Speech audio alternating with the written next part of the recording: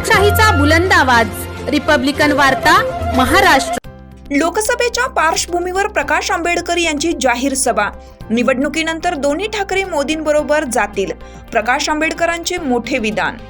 नाशिक लोकसभा निवडणुकीच्या प्रचारासाठी वंचित बहुजन आघाडीचे नेते प्रकाश आंबेडकर यांची अशोकनगर सातपूर येथे सभा आयोजित करण्यात आली होती। यावेळी वंचित बहुजन आघाडीचे अधिकृत उमेदवार करण गायकर यांच्या प्रचारार्थ सभा संपन्न झाली। यावेळी पंतप्रधान नरेंद्र मोदी यांनी आपल्या प्रचार सभांमधून शिवसेनेविषयी असली आणि नकली अशी विधाने केली आहेत। या संदर्भात वंचित बहुजन आघाडीचे नेते प्रकाश आंबेडकर यांनी आपलं मनोगत व्यक्त केलं। यावेळी त्यांनी शिवसेना उद्धव बाळासाहेब ठाकरे तसेच मुख्यमंत्री एकनाथ शिंदे यांच्या नेतृत्वाखाली असलेली शिवसेना यांच्याविषयी नवे विधान केलं आहे। आंबेडकर म्हणाले, पंतप्रधान नरेंद्र मोदी आणि भारतीय जनता पक्षाने राज ठाकरे आणि उद्धव ठाकरे यांच्यामध्ये रेस लावली आहे। रॉयल्टीसाठी ही रेस आहे। या रेसमधून कोण मोठा आहे हे ठरवण्याचे त्यांचे प्रयत्न आहेत। मात्र लोकसभेची निवडणूक झाल्यानंतर हे दोन्ही ठाकरे पंतप्रधान मोदी यांच्याबरोबर जातील असा दावा त्यांनी केला आहे। या सभेच्या विचारपीठावर लोकसभेचे उमेदवार करण गायकर, जिल्हा अध्यक्ष पवन पवार, उत्तर महाराष्ट्राचे सचिव वामन गायकवाड, महानगर प्रमुख अविनाश शिंदे, महिला आघाडीच्या जिल्हा अध्यक्षा उर्मिला गायकवाड, पंडित नेटावते, नितीन मोहिते, दीपचंद दोंदे, शंकर जाधव, प्रकाश साळवे, सुनील साळवे, सूरज गांगुर्डे, ज्योती शिंदे, सविता गायकर, सोनाली गायकवाड, संदीप वानखेडे, अनिल जाधव, विशाल पाडमुख, सचिन जाधव, सागर मोहिते, देविदास अहिरे, कैलास सोनवणे, राहुल पटेकर, जितेश शार्दूल, विवेक तांबे, महेश भोसले, विश्वनाथ भालेराव, लीना खरे, धम्मपाल वावळे, भारतीय बौद्ध महासभेचे जिल्हाध्यक्ष प्रवीण बागुल, मनोज गाडे, छावा क्रांतीवीर सेनेचे प्रदेश महासचिव शिवाजी मोरे, शिवा तेलंग, विजय वावळे, नवनाथ शिंदे, किरण डोके, आशिष हिरे, अनिल राऊत, विशाल गव्हाणे, गणेश माने, पंकज जरहाड, मनोरमा पाटील, सुरेश पवार, उद्धव वावळे, संजय भोसले, कल्याण खरात, संपतराव शिंदे, मिलिंद कळवणकर, विनोद भडांगे, सोनू शिंदे, संदीप आहिरे, समीर भडांगे, राजू गोतीस आदींसह पदाधिकारी कार्यकर्ते मोठ्या संख्येने उपस्थित होते। या सभेचे सूत्रसंचालन शहर उपमहानगर प्रमुख बजरंग शिंदे यांनी मानले।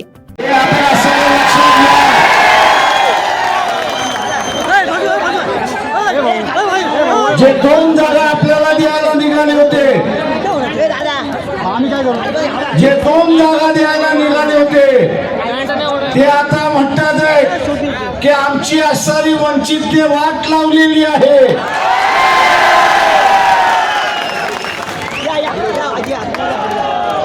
अरे आम्ही तुम्हाला म्हणत होतो कोंबडी आम्ही शिजवलेली आहे, तेव्हा मिळून मिसळून खाऊ, मिळून मिसळून खाऊ, तर तुम्ही कोंबडी आमच्याकडून हिसकावून घ्यायला बघत होतात। आणि आम्ही सांगितलं की आमची कोंबडी आम्ही तुम्हाला हिसकावू देणार नाही, आमची कोंबडी आम्हीच खाऊ त्या ठिकाणी।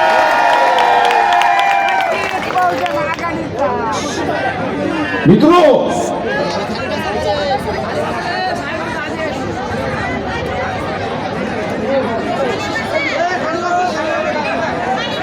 मोदीची भाषा बदलायला लागली, मोदीची भाषा बदलायला लागली।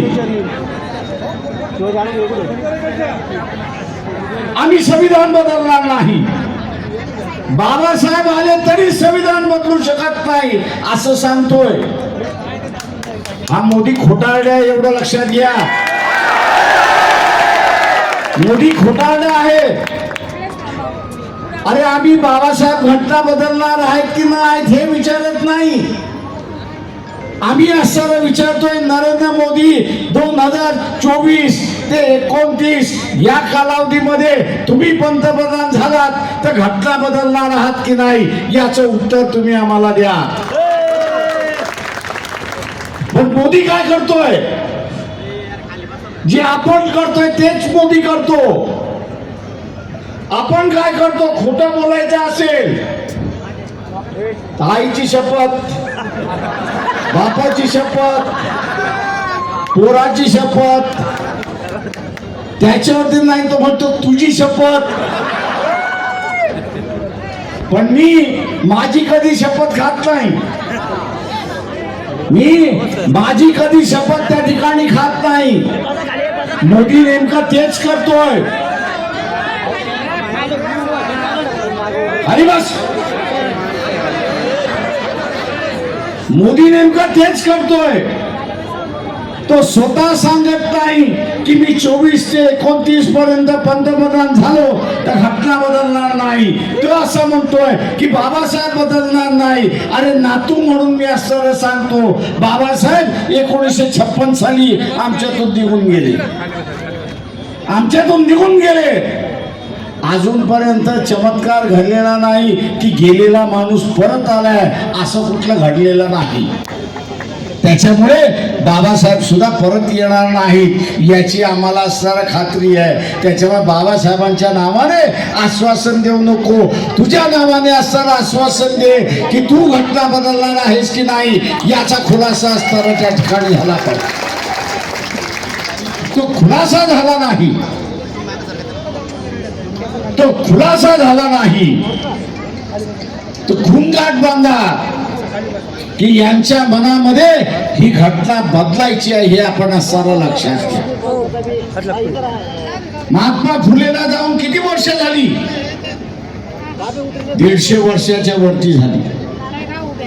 पण आजही महात्मा फुलेला शिव्या घातल्या जातात की नाही? आज का महात्मा फुलेला शिव्या घातल्या जातात? 150 वर्ष ते आपल्यातून निघून गेल्यानंतर सुद्धा या देशाची सामाजिक बदल ज्याला शृंग कोणी लावला असेल तर तो महात्मा फुले आणि सावित्रीबाई फुले यांनी लावला हे आपण लक्षात घ्या. त्यांनी नुसता सामाजिक बदल केला नाही तर आपल्या कालावधीमध्ये शेतकऱ्यालाही जागृत केला आणि स्वतःच्या अधिकारासाठी लढायला सांगितला. आणि म्हणून कुठेतरी हे सळतंय, कुठेतरी हे सळतंय. आणि म्हणून वेळ मिळाली, संधी मिळाली की महात्मा फुलेंना आणि सावित्रीबाईंना शिव्या घालायचा असं असताना समज या ठिकाणी चाललेला आहे. मित्रो, मोदी म्हणतात आमचं 10 वर्षाचं सरकार, गॅरंटीचं सरकार असं म्हणायला लागेल. अरे बाबा, इथल्या सगळ्याने गॅरंटी दिलेली आहे. तुम्ही गॅरंटी दिलेली आहे की नाही? ज्यांचं ज्यांचं लग्न झालंय त्यांनी हात वरती करा. लग्न केल्यानंतर गॅरंटी दिलेली आहे. एक तर बायकोला दिली असेल किंवा बायकोने नवऱ्याला दिली असेल की आपण दोघं आयुष्यभर एकत्र राहू. ही गॅरंटी दिली की नाही? मोदींनी ही गॅरंटी पाळली का?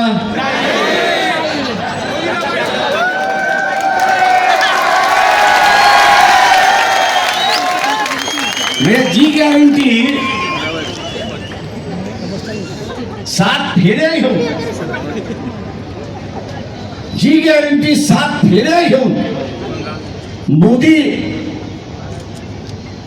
अदा करू शकत नाही, पाळू शकत नाही, मानू शकत नाही, तर त्याच्या ह्या गॅरंटीला काय गॅरंटी आहे? त्याच्या या गॅरंटीला गॅरंटी काय आहे?